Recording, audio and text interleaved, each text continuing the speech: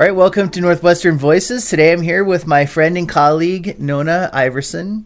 And Nona is a children's author. She's also an excellent maker of handmade greeting cards. Mm-hmm. And last but not least, Nona has tremendous people skills. And so we're going to... We're going to talk about all those things today, but welcome, Nona Iverson. Thanks for being here. Thank you for having me. So what made you decide to be a children's author? I had people tell me, I've written poetry for years, mm-hmm. and I've had people tell me that this would be a great book. The photograph on the front of the book. Mm-hmm. And just so people know what we're talking about, we are referring to the book Papa's Words of Wisdom. That was taken from a photograph. That is my granddaughter mm-hmm. and her great-grandpa. And when I saw the photo the first time, my creative wheels started turning. And I'm like, oh my goodness, there's so much in this photo. There's just a lot going on here. And I sat down and started writing. Yeah. And then I write poetry, so it was a poem.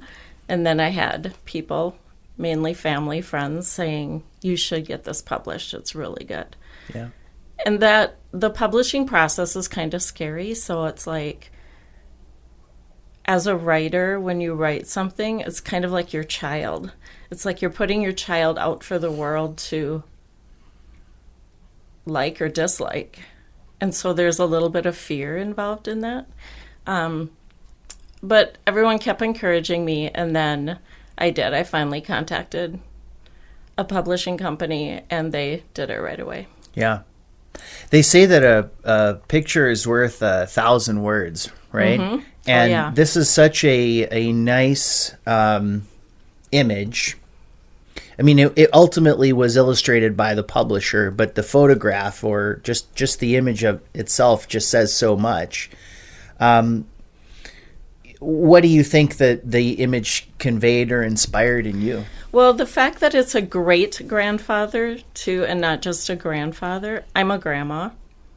So, how many grandchildren do you have? Well, I'm a step-grandma. Uh-huh.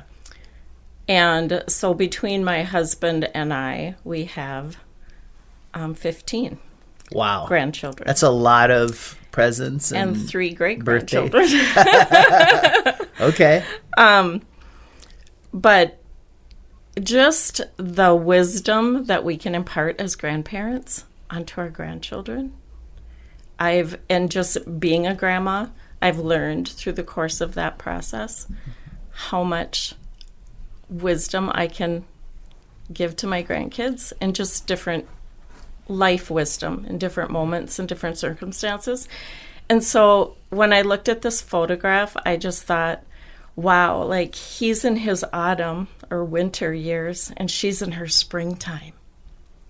And she's just learning. She's just starting to explore the world, and he's already seen it all.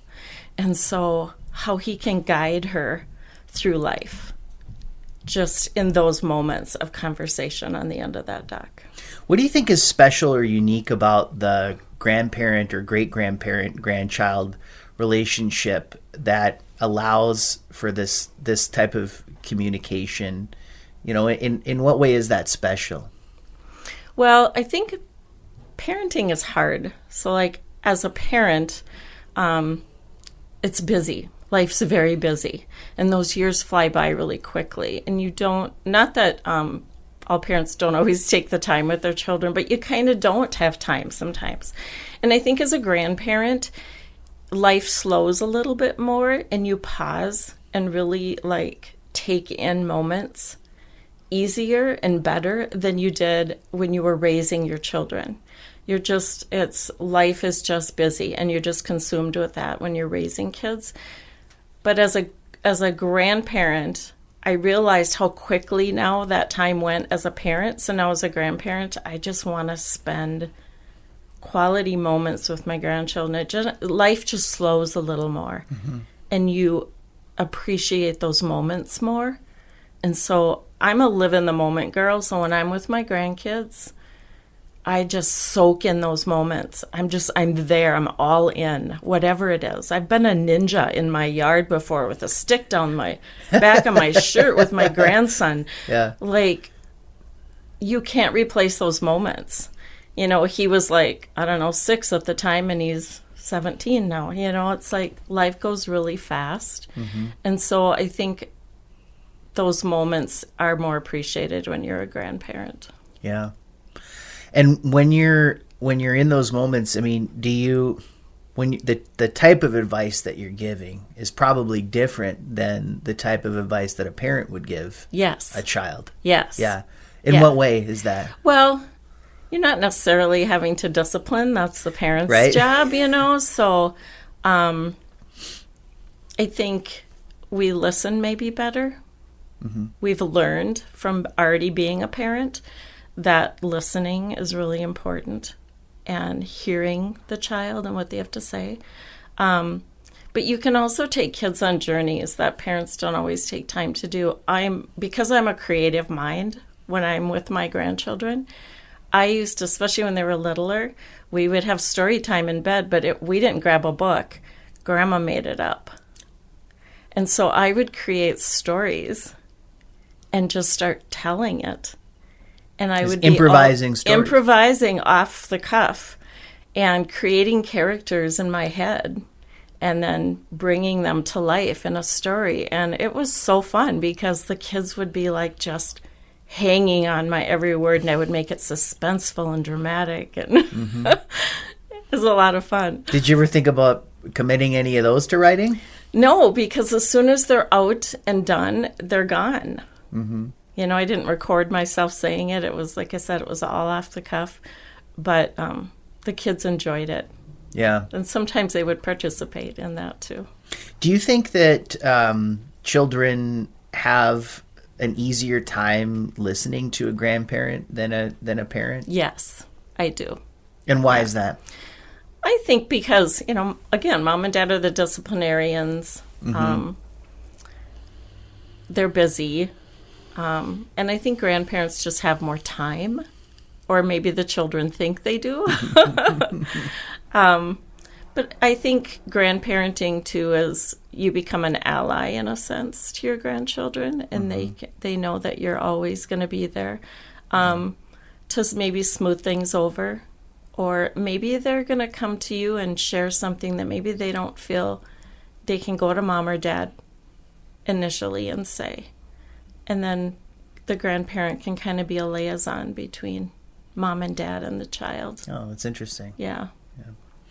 So what kinds of, general advice do you give? I mean, do you come up with a plan that, I better tell my grandson or my granddaughter about this or that other thing, or does it kind of flow naturally in the moment when you're It's usually in the moment. Yeah. Yeah. Yeah. I have a strong faith base in my life. Right. I mean, I have a strong faith in God. And so I usually bring that into play. Yeah. In different circumstances. And that's a part of this book as well, right? It is. I mean, it's published by Christian Faith Publishing, and the basically it's, I don't want to completely give away the story of the book, but it's called Papa's Words of Wisdom, and essentially throughout the book, the child is asking questions, and then they're being answered, and they're being answered in a way that's consistent with a Christian faith. Yes. So how do you think your Christian faith influenced you to write this book, and then actually influence the content of the book itself?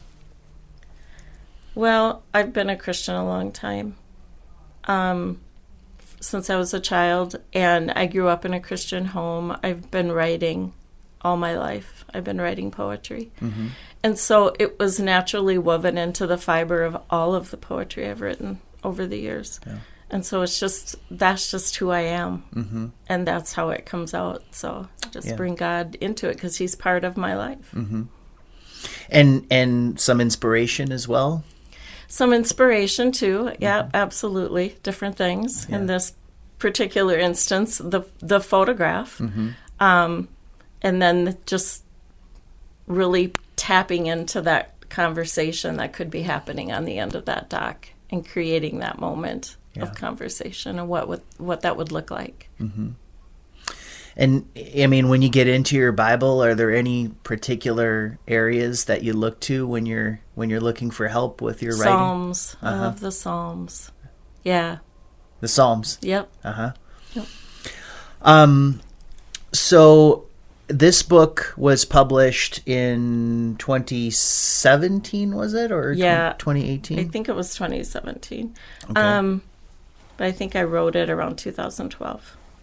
Okay, so you wrote the text in 2012 and then had it published. I had it a while. What was the getting it published process like? Well, I did a little research first because, publishers want to have a manuscript. Well, what does that look like? How do you put a manuscript together? So I kind of researched some of that and then put it in that format. And I had it in that format for a little while before I actually went ahead and then contacted this publisher and sent it. So, does that answer your question? I'm like forgetting. Yeah, well, I was gonna say because for anybody else out there who is considering writing a book or something like that, they may think that the whole process of getting it published might be daunting in some way. Oh yeah, yeah. Well, this is a self-publishing company too, so it's not like, they've bought the rights to the book and they're making money off it and they bought it from me. It's fully mine still. They print it and they put it together for me. But did they do any marketing or anything like that for they you? did initially, yes. Yep, they there's a video online of the book. It's at Barnes & Noble. It's on Amazon. They sent it off to some different companies to kind of get it out there. Yeah. I don't fully promote the book. It was kind of like a goal. Just the publication itself. Yeah, just doing it. Yeah, just getting it done. And then just through the encouragement of others succeeding and getting it. And that made me happy. I'll share it with whoever wants to hear about it or read it, but it's not like I'm, sitting at a booth somewhere with my books. You're not at the flea market. No, I'm not, because I didn't do it for that. Right. That it has nothing to do with that. I kind of feel this is how I live my life. Like if God puts moments in my life or situations where I can shine His light on someone else, yay. And that's what this is. And that's what this is. Yeah. So if someone reads it and they glean something really positive from it, or it puts a smile on their face, check. Mission accomplished. Yeah. Yeah. Yeah. And you mentioned it, but you can buy the book on, you said Amazon? Amazon and Barnes & Noble. Both .coms, right? Yep. Okay. Both websites. Is this available at any of the local bookstores or anything like that? I did sell a few at Beagle Books. I don't believe they currently have any on hand. Okay. But I did have some there. Okay. They do consignment, and you can bring it in and then... So if somebody goes into Amazon and they type in Nona Iverson, they should be able to find the book. Yes. Okay. Or Papa's Words of Wisdom. Yep. Hopefully. Yeah. So something else, now you and I have worked together for, I couldn't believe this, but I know, I think it was I think it's 7 years at this point. That's crazy. That's gone fast. Isn't that crazy how much time has gone by? So for those of you who don't know, Nona is also the receptionist here at the law firm. Yeah. So I would say receptionist extraordinaire. Oh wow, Zach! Thanks. It's because you're extraordinarily good at what you do. But one of the other things that Nona does is sort of manage the office here, and not just the receptionist, but also the office manager. And part of that is we've got a real card culture here, don't we? We do. I've never worked at a place before where there were so many cards. Really? Yeah. Oh, yeah. And we always make sure that people get cards, and if it's a birthday or a passing or some significant event occurs in their life, they will receive a card. And it took me a while to realize that the importance of cards, but and I still maybe don't fully grasp it, but sometimes I would just think to myself, like, why would a person want a card? What like, isn't it enough just to say happy birthday or give them a gift or something like that? But getting a card is something different than that, right? It's a kind of a gift. It's kind of a gift, yeah, right? Mm-hmm. Yeah, a simple gift. It's a simple gift, but it's also sort of like a token of appreciation. That shows that somebody actually went through the trouble of obtaining this card. Yes. Right? Like if I go and give somebody a birthday card, that means that I had to have gone to the store, usually. Now we'll talk about your cards in a second here, or made some other kind of arrangement, meaning that I thought about the person enough to go and get this card. Right? Put the effort in, yeah. Because anybody can just send a text on an offhand, oh, here's this person's birthday, shoot them a text, happy birthday, But it's another thing entirely for them to either be handed personally a card or to receive a card in the mail. Right? And sometimes it's easier to express how you feel with a card. Yeah. Cards can be pretty eloquent in how they're written sometimes, and they might say just the right thing that you want to say, but you didn't know how to put it into the right words. Yeah. And so the card can do that for you. And you write your own card text as well. I do. Yeah. So I just want to show an example here of one of the cards. So Nona makes cards. And I mean, not every card, but usually for significant occasions such as my birthday. You'll get around here, you'll get a handmade card with even the homemade by Nona Iverson sticker on it, so that you know that it wasn't store-bought. And this one actually happened to refer to the podcast. Yeah, trying to be fun. This is Northwestern Voices podcast. It's even, and actually the mic that's here is very similar to the mic that we use even. Yeah. So there's that touch. It says you got something to crow about, and it's got a picture of a crow, and it opens up, and it's signed by all of the people who work here. And that's something that we do. Is for just everybody. For everybody is we sign cards for all these, and the way that that works is they get put in like a plastic bag, and then there's like a little checkbox on there to make sure that everybody signed it. Everybody signs it. Yep. And it's important. So, but just if you ever handle one of these cards, if anybody's ever got one of these from Nona, you'd see that it's on very thick paper, and it's different than sort of a normal card that you might buy at a store.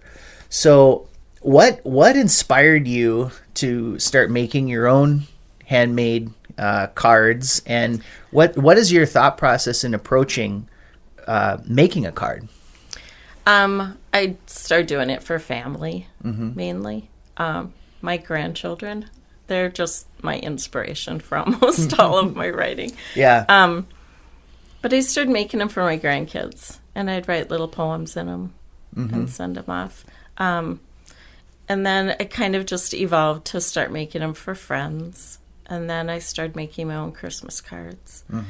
And then I had an idea. I don't remember who's got the first homemade card for me here at the office, but it was somebody's birthday, and I'm like, oh, this card would be, I'm going to make this card be perfect. And then, they really liked it. And then Sarah's like, can you keep making the cards? And so, kind of evolved. So what kind of materials are you using It's here? just cardstock. I just go to the craft store and pick up different colored cardstock. I cut it to size.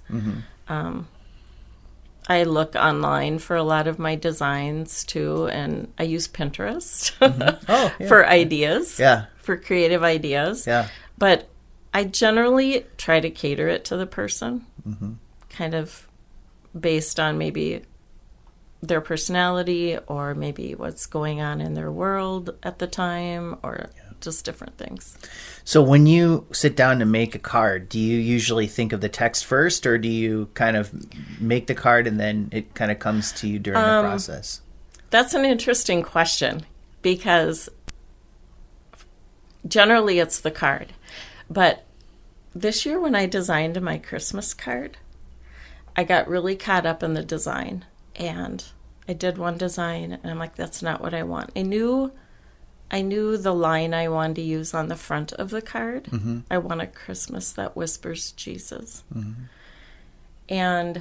But I just got so caught up in the design of the card and I wasn't focusing on the writing, and God pulled me away from the card design and kept telling me, the Holy Spirit just, I need you to write. I need you to write. Mm-hmm. I said, okay, Lord, I'm just going to stop focusing on the card and I'm going to sit down. I'm going to write.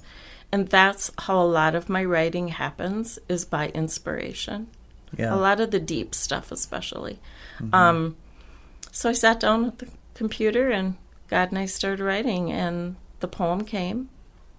And then the card design came right after that. Yeah. And it all just fit together and I was really happy with it. The Christmas poem. Yeah, mm-hmm. the last one I did. Mm-hmm. Yeah, this past year. Yeah. But generally it's the card design. If it's a birthday card, anniversary card, mm-hmm. sympathy card, it's the card design first and then the other stuff comes after. The rest of the stuff comes I don't generally put poetry or anything in the cards for the office staff. Yeah. I try to keep it just the cover and then the inside more open for signatures, but sometimes you do, though. Every now and then. But if I showed you the cards I do for my grandkids, there's poetry in almost every one. Really? Yeah. Yeah. Mm-hmm. Have you ever thought about, making cards as sort of like a side gig or anything like that? I have, and I've had people ask me that. My daughter had me make some for the holiday season mm-hmm. in December. She works at the middle school in Buffalo, Minnesota, and they have like a little craft fair for the staff. And different people can bring in things, and then they have a little shopping time. And so she had me make some cards for that, and I did. And I also gave her some of my books. Mm-hmm. I sold more books than cards, which was kind of nice. But but the thing about selling them is if I put it out there too much, it's now becoming something I have to do and not something I want to do. Mm. Mm-hmm. And so I don't want that to change. I don't want to feel like, okay, I have to get this done. Yeah. And I'm still working full time. If I was retired, maybe I'd have more time on my hands. The cards are more of a labor of love than they are. You wouldn't want to have it be sort of a chore. Right, exactly. To make the cards. Yep. Yeah. I get that. Okay, so how long have you worked in law offices? I have worked, I started out working for Mark Thomason. Mm-hmm. It was just Mark and Sarah Swanson. Yep. But it's been 14 years. Okay. Did you have any prior experience in, receptionist type work or anything like that before you started working at this, essentially what became this firm? Yes. Okay. When my kids were really little, I actually started out working for a water treatment company in telemarketing. Oh. Mm-hmm. Back in the day when that was like a big form of advertising. Yeah, right. And I did the telemarketing for like 6 years, and then I got bumped over into the manager of the telemarketing department position. And I wasn't necessarily on the phone as much as I was as just kind of managing the department and everyone else that was on the phone. And then I stepped from that into the real estate world for a while and worked as an admin receptionist kind of position. And then got the job at the law office. So let's talk about that phone skills, right? Mm-hmm. Because, nowadays you kind of think, oh, well, phone skills, what are they? And we were talking about the, day and age where everything, a lot of things are done on email and everything like that. But I personally think that having good phone skills is absolutely crucial, especially in this business. Yep, right? I agree. And so it doesn't surprise me that you had been a manager of people who were working phones and things like that. So Yeah. what are some of the things that you think are sort of important, just basic fundamentals to having good telephone skills? Be nice. Not always easy, depending on the voice on the other end of the phone. But that's a big one, though, isn't it? One thing I've learned to do, and has worked for me, is to adapt my tone. Yeah. Yes. To the person on the other end of the phone. Interesting. Okay. And especially when you're doing like telemarketing, and you're trying to, get somebody to do something that they weren't thinking about doing before you called. You have to be somebody that they want to listen to. So I've had like soft-spoken women on the other end of the phone. I will drop my voice and talk softer. They listen better. I've had gentlemen on the phone who were a little bit loud and boisterous. I raise my voice and I get, by the end of the phone call, you're their friend. And you have got the appointment that you needed to get. So, yeah. Do you think that just kind of flows naturally from being a charismatic person, or did you have to kind of work at it? I had to work at it. I'm actually an introvert. Is that right? I never would have guessed that. Yeah. I am a little bit of an introvert. So, and that's why that type of job worked well for me, because nobody could see me. They only heard my voice on the phone. So I could be anybody on the phone. Yeah. So it made it easier for me. It also did, obviously, help me with communicating. And I learned a lot doing that job.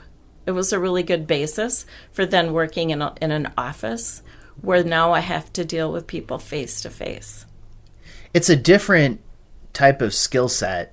I mean, there is some overlap there, right? But between doing telemarketing when you're trying to set up an appointment or get somebody to do something that they hadn't, like you said, hadn't thought about doing, right, versus just basically answering the phone at a law office when people are calling with a variety of different issues and things like that. But a lot of those skills must translate over, right? Yes, I mean, just the whole adaptability thing that you're talking about, and but then, as you said, I think when you're working in an office, then now you're actually having to kind of handle people in a way too, right? As they come in the door, and people come in a whole variety of different states of emotional states and things, from being elated to being, absolutely angry, or they could have just experienced the worst day of their life, and you have to kind of deal with them on a personal level as well. I mean, it's just not just setting up an appointment, but that's right. But to actually, and sometimes people probably want to tell you more than you want to hear. Sure, yes, so sometimes they do. So what are some of the things what are some of the techniques that you use to assess people in these various or varying emotional states? I guess you kind of fly by the seat of your pants a little bit when you're dealing with different personalities and stuff. But I try to be kind. There have been times that, some people are irritating, and so sometimes... And anybody's listening to this is thinking to themselves, oh, of course that wasn't me. Right? Yeah. And sometimes, my tone will show it. And I think now, as I'm aging, I'm less tolerant, which is unfortunate. Which is why Tiff does the phones now more than I do in the office. But that's some of it. Plus, I'm just tired. But I think you have to take a step back. But sometimes it's hard because your initial reaction, especially if somebody's being a little overbearing or angry, is to get defensive. Right. My defensive side wants to come to the surface, and I've had try to keep that intact. My like just the position I have at the law office, I'm like the gatekeeper. I really am. Yeah. And I've told Roger and Sarah that, like, I'm the person who's protecting you. So I try to, if I can't handle it, then I go get somebody else. Yeah. But I try to handle all the situations as best I can, with their best interests at heart. Of course, yeah. I mean, that's how I operate, yeah. And so if somebody's upset, you're going to try to diffuse them in some way? Try to, yes. Yeah. I mean, there have been times that I haven't been able to do that. And then somebody else in the office could hear that, and they went and got some help for me. Sure. Somebody else came up and took over and handled the situation, but that's rare. Yeah, it doesn't happen that often. There was a gentleman, this is an example of a personality that, I know nothing about this person, but he's just very grumpy. And I found out more about him from someone else in the office who knew him well. And once I knew that, I thought to myself, I'm going to get him to smile. And so I started changing how I approached him. Really? Yeah. Yeah, because he was so grumpy that you want to, again, that defensive side of me wants to come to the surface. And so once I learned more, it's like everybody has a story. And I guess if we pause to really think about that, there's a reason why he was grumpy, We liked each other. I mean, we got to where he would come in and he would smile. Yeah. So, it's check. Contagious. But I mean, I think if you're doing something like that, that's showing that you care about people and just have that general, you like people. I think so. Yeah, I do. Do you have most people? Do you? Well, yeah, but I mean, so many people, these days when you talk to them, especially I find it with younger people, you hear people say stuff like, "I hate people." Yeah. I just can't. I can't stand to be around people. I don't want to go shopping because there's too many people, and I hate people. Right? Yeah. I think that stuff like that gets thrown around a lot. And it's refreshing to hear someone who, or, to encounter someone, maybe doesn't go around saying, I love people, but actually does have I mean, just like that story you told, like somebody's grumpy. So a lot of times people, that person's grumpy, I'm just going to write them off or just give it right back to them or something like that. Right. But I think it really reveals a lot about who you are as a person to say, the person's grumpy. I'm going to try to come from a place of understanding, and I'm going to see if I can make them smile. Yeah. That's doesn't always work, but it did with him. No. So here's what I was thinking, because I know a lot of this is like, you ask Michael Jordan, like, well, how do you shoot the basketball so well? And he's going to say, well, I don't know. I just kind of do it, and I think that's kind of the way that you are too with your people skills. It's kind of hard to articulate exactly how those are done. But so I thought it'd be kind of fun just to kind of go over some of the principles from a book that I talk about a lot called How to Win Friends and Influence People by Dale Carnegie. And he's there's like 3 different lists in the book, but the first one has to do with in the original book it's talked about as handling people, but I think it's been revised somewhat to be thought of more as just how to be a friendlier person or how to have a friendlier interaction with a person. So I'm just going to read them to you, and I'll see get your thoughts and comments on each one. If you had any experiences with that where something like that might come to mind. So the first one, first principle in becoming a friendlier person or how to handle a person is don't criticize, condemn, or complain in life. Any thoughts on that one? Don't criticize, don't condemn, and don't complain. Well, no, I don't have a comment. So in other words, I think what he's saying is, if you want to try to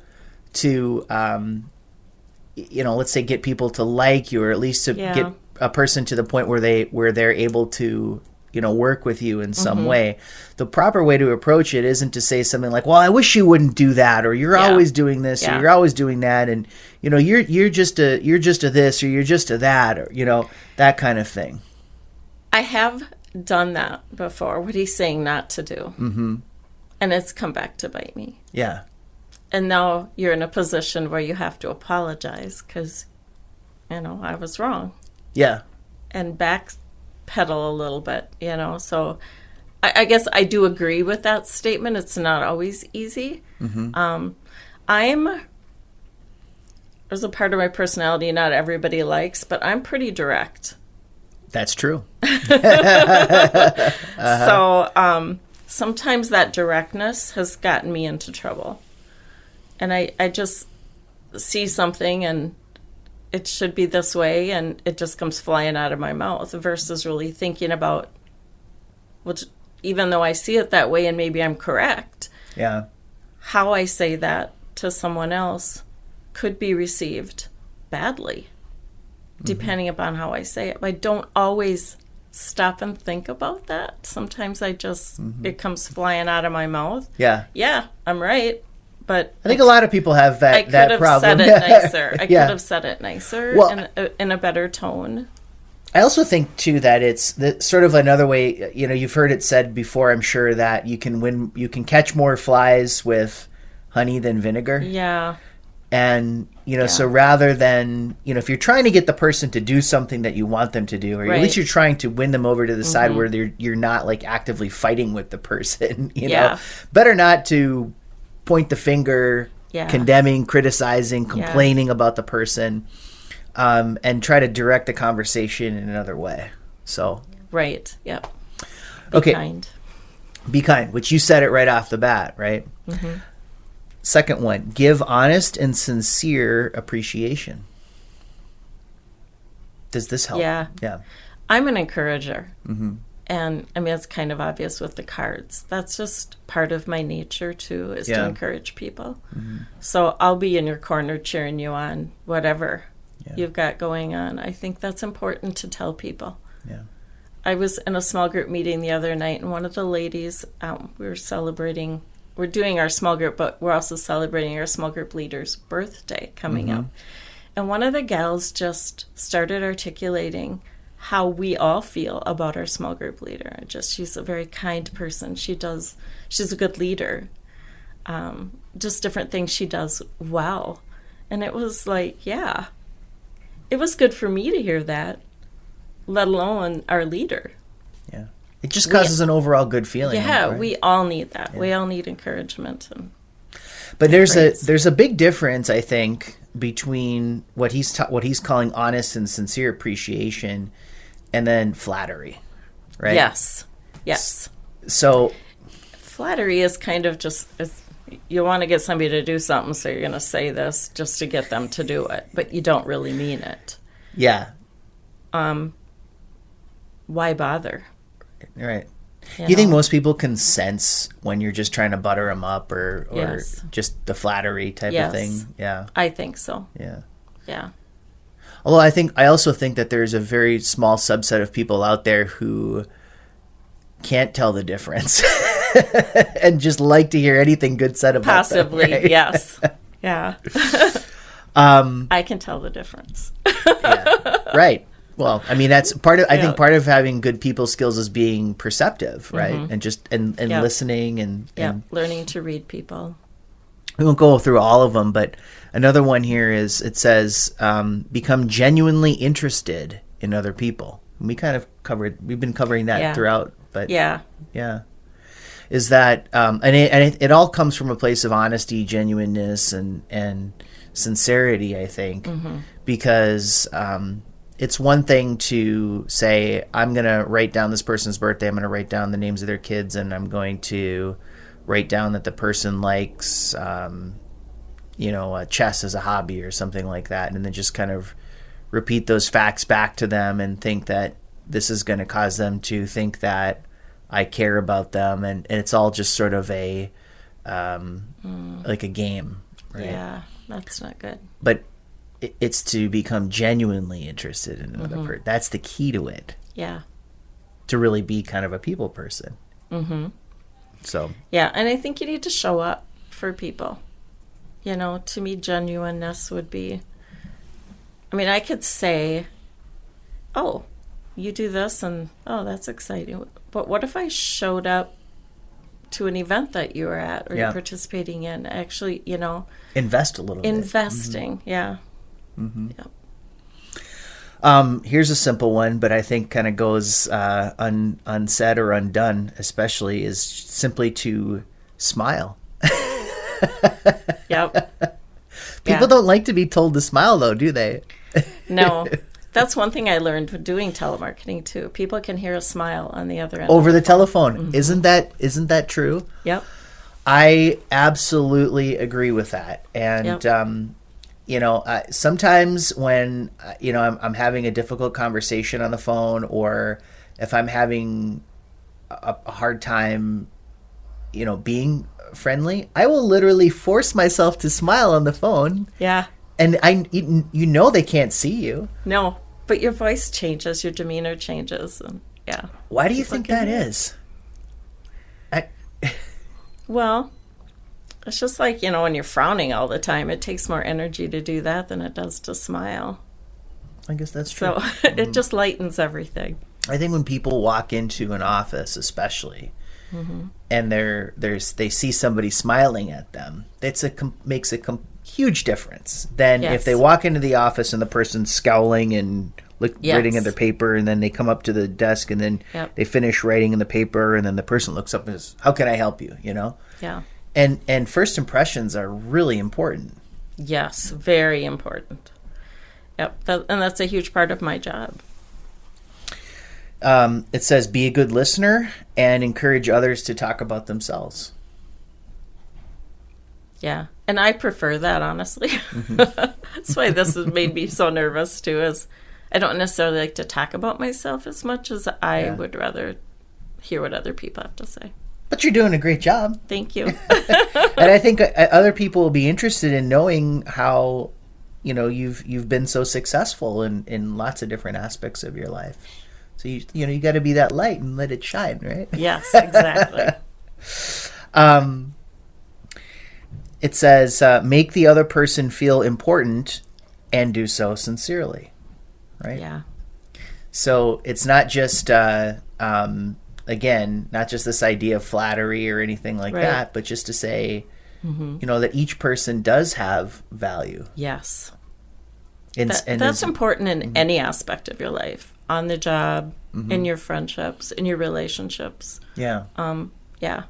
I mean, aside from making cards and things, I mean, that's a big one, because I think actually that's another way to make somebody feel important is by saying, here's a card that I made myself. I took the time to do that, and you were important enough to do that. But I also think, you know, like you say, spending time with the person, there's no substitute for that. No. Showing up at their events. Yep. Be there. Yeah. Be present. I think a lot of times we also see sort of like people think that the act of giving gifts is somehow like a substitute for taking that genuine interest and sincerely making the person feel important. Like, you know, like, okay, here's $100, kid. You know, now I'm going to go over here and talk to the adults for the entire rest of the birthday party, versus like, you know, actually taking the kid and doing something that, you know, spending time with them. Yeah. Like I have, my son lives up by Cloquet, and I don't see his family as much as I see my daughter's family. And so, you know, my handmade cards, I'm hoping, are letting them know that Grandma is thinking about them and cares, and, you know, throw a couple bucks in it too or whatever. Sure, yeah. But when I do have time with them, I really enjoy the time with them. And I try to sometimes even get them to come spend time at my house for a little while and just do one-on-one time. And yeah, it's so much more valuable than anything that you can buy. Yeah. Yeah. Now, so the last one here I'll ask you about, and I think this is a good one, and this one actually applies to lots of different professions, but it says the only way to get the best of an argument is to avoid it. Yeah. Like, in other words, he says you can't win an argument. Yeah. Right? But I like to make my points.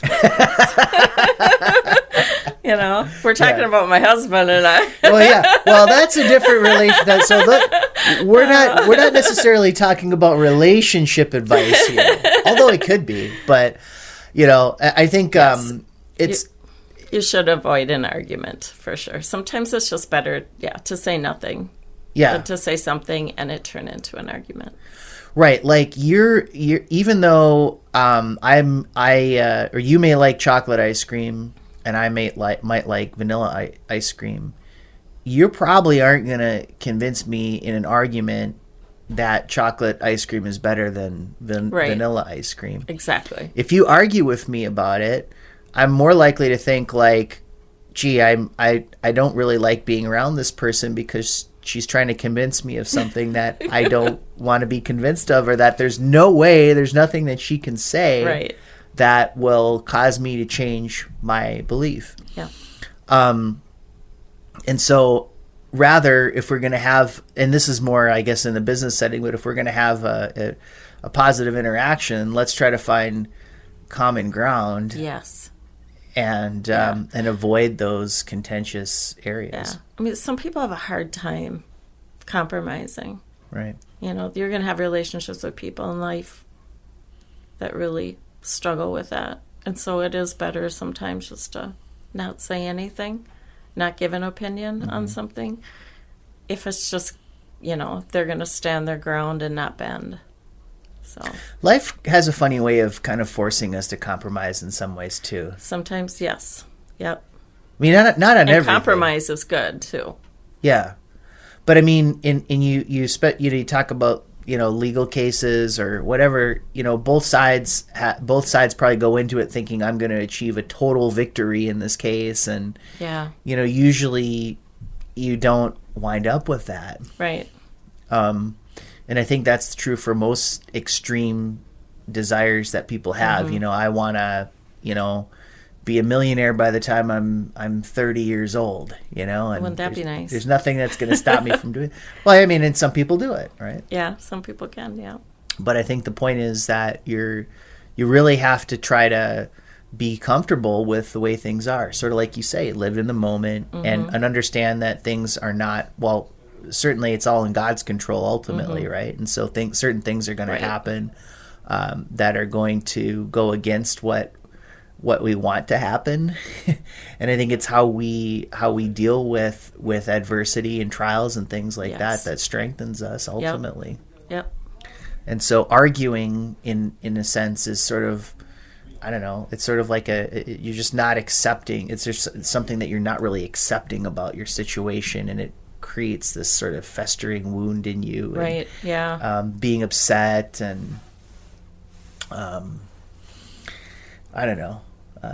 That's a hard life to live that way. You have to be willing to compromise, to live holy and healthy, honestly, emotionally, mentally, spiritually. I mean, you have to be willing to compromise. And especially if you can't get over some of these disputes that you have with people. I mean, they talk about resentment and say that resentment is like drinking poison and hoping that it hurts the other person. I think we all have had those moments in our life where we've held on to something that hurt us, you know, and it's hard sometimes to let go of those things. But for yourself, you have to. Like they say, forgiveness isn't about relinquishing the other person from the wrong they did. It's giving you a better life. It's helping you, and it's just trusting, heal, and move on. Trusting that all things are working for your benefit, really. You know, they have to be working for your benefit. So, any general advice that you would give to young people coming up in this world about kind of making your way and doing things the right way? Well, I guess just the main thing for me is investing in the relationships. you have with people in your life. Being purposeful in those. And then sharing whatever gifts and talents God's given you with others. Because that's why he's given them to you. And knowing what those are. Yep. Yeah. Finding what those are, and that's a process. Yep. And sharing them. Yeah.